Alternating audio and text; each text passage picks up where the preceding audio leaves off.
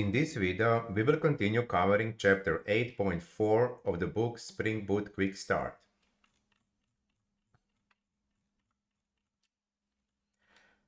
More precisely, we will focus on the finder methods that return either list or set. We already had one such method in the previous basic example, where we had a finder method that was finding person entities by name and which was expecting a list of person, because in our case we had multiple person entities with the same name. So such a finder method, find by name, would return these two records if we are looking for entities with this name. So in this example,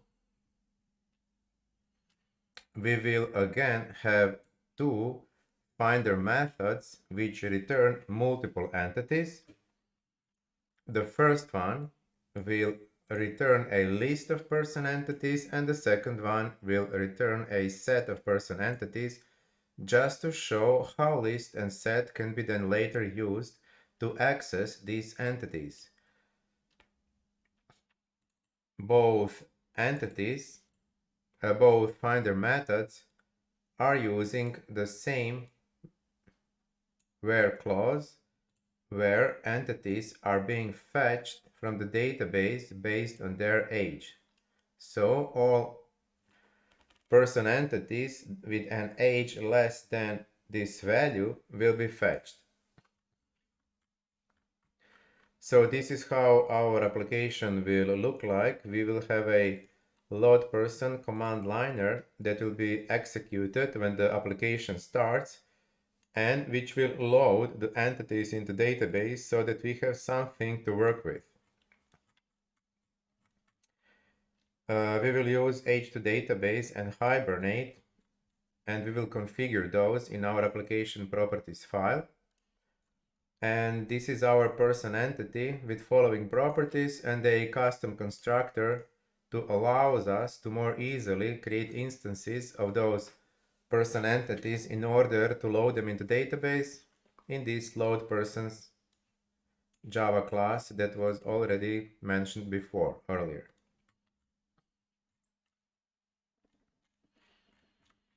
So now we can focus on our controller, where we will have two entities, endpoints. So this one will be retrieving person entities from a database by using a following finder method, which returns a list of person entities. And this other endpoint will be retrieving person entities from the database by using this finder method, which returns a set of person entities. So in this first endpoint, we can use person repository injected here with AutoBuyer to find all person entities with age less than 100. Since this finder method returns a list, then every person entity inside that list has an index. This allows us to access entities from the list one by one by specifying index of the entity we are interested in. So this piece of code shows us how to get specific person entities from the list by specifying the index at which this person entity has been stored inside the list. So this line returns a specific person entity with index 0. And here with this line, we are simply converting this person entity into JSON string so that we are able to display it as JSON string in our console. And this piece of code shows how to iterate through list and then display each of the person entities from the list as JSON string to the console. And this second endpoint shows how to use this finder method that finds all person entities of age less than 100, so the same as in the previous example, but this finder method will return a set of person entities as defined in this repository. So we are now working with this finder method.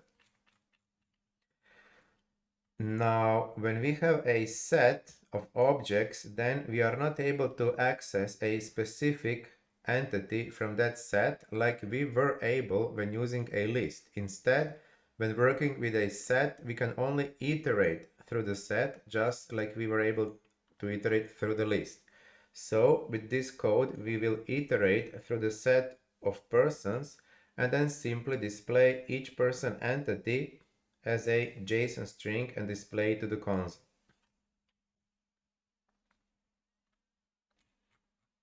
We can now test our application by using Google Chrome web browser and entering URL of the first endpoint, which will then return all the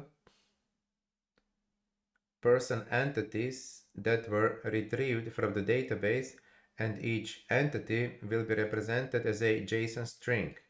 This here we have the same output but a bit better formatted. So here is our person entity at index 0 that was retrieved by this line, and these other lines are displayed as we iterate through list of persons and display each one of them as a JSON string, which is done by this code here. Then we can call the second endpoint, which will return these person entities as JSON strings. And here we show each of the person as we iterate through the return set. So this is this code here that goes through a set of persons that were returned by this finder method and displays each person as a JSON string to the console.